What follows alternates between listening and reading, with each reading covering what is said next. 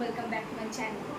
I teach in my channel. I teach manifestation and how can you become a good manifestor.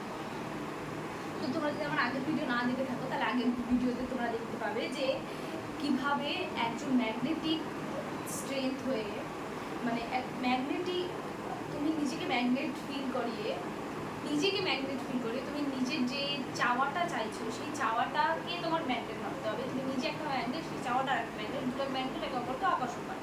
এটা ছিল আমার প্রথম সেশনের fundamental. এবার আজকে আমি কথা বলবো অ্যাফার্মেশন নিয়ে। তো আমরা যখন অ্যাফার্মেশন নিয়ে কথা বলি আর যখন বলি যে ইউনিভার্সের অ্যাফার্মেশন কি হয়, তখন আমরা না খুব স্কেপটিক্যাল হয়ে যাই। কীভাবে স্কেপটিক্যাল হই? কারণ আমি যদি সামনের ব্যক্তিটাকে দেখতেই না পাই, সামনের ব্যক্তিটা সম্পর্কে কিছু জানতেই না পারি, আর আমি তার কাছ থেকে জিনিসপত্র চাইছি আর সে আমাকে দিয়ে দেবে, এটা যদি আমি ভাবি তাহলে এটা কীভাবে হবে? এটা তো হয় না, এটা কি সম্ভব? মানে যারা আমরা মানে কেউ যারা ম্যানিফেস্টেশনকে বিশ্বাস করে না, বা আমিও যে আগে করতাম না, আমি এটাই ভাবতাম যে আমি কাউকে দেখতে পাচ্ছি না, সে কীভাবে আমার কথা শুনতে পারবে, সে কীভাবে আমাকে দিতে পারবে। সেই জন্য যদি আমরা দেখি যে গডের এক্সিস্টেন্স আছে, বা আমাদের বাঙালির মধ্যে আমরা তো মানে বাঙালি 12 মাসে 13 পার্বণের মধ্যে কত ভগবানের আমরা পুজো করি।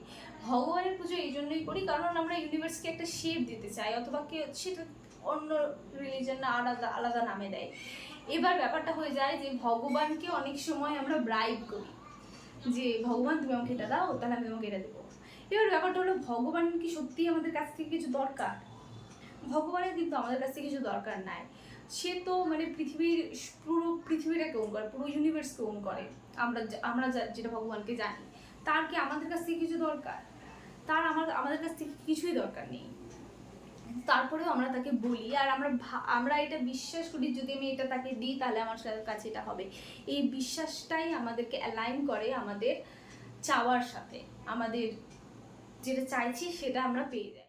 তাহলে আমরা বুঝতে পারবো যে যদি আমরা আরও এটা দেখতে যাই, তাহলে বুঝতে পারবো যে ইউনিভার্সের কিন্তু আমাদের কাছ থেকে বিশেষ কিছু দরকার নেই, কারণ ইউনিভার্সের কাছে সব আছে। আর আমরা যদি না থাকি তাহলে কী হবে?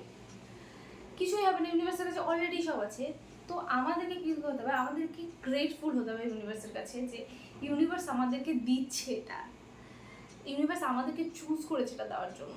আমরা যে বাড়িতে থাকি, আমাদের যে খাওয়া পাই, রোজকার যা কিছু পাই, সেগুলো সব কিছু আমাদেরকে ইউনিভার্স দিচ্ছে বলে আমরা পাচ্ছি। আর ইউনিভার্স কিন্তু সবাইকে দিবে না, ইউনিভার্স আমাদেরকেই দিচ্ছে খালি।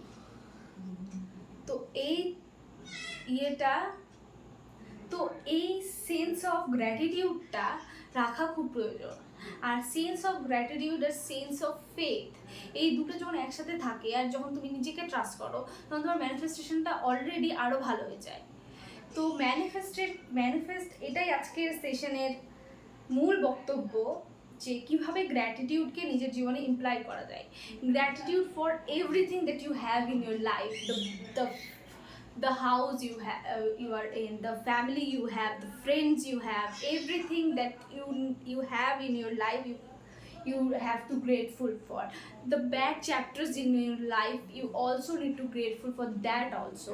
যদি তোমার ব্যাড চ্যাপ্টারগুলো না আসে তাহলে তুমি অ্যাজ এ হিউম্যান ইভলভই করবে না। আর অ্যাজ এ হিউম্যান ইভলভ না করলে তোমার লাইফের যে তোমার লাইফটা মিনিংফুল হবে না। তো ব্যাড চ্যাপ্টারগুলোর প্রতিও তোমার একটু হলেও গ্রেটফুল হতে হবে। মানে হ্যাঁ, হয়তো ভগবানের প্রতি রাগ হতে পারছে কেন হলো, কিন্তু ওটারও কোনো কারণ আছে, তাই জন্যই হয়েছে। এই সেন্সটা রাখতে হবে।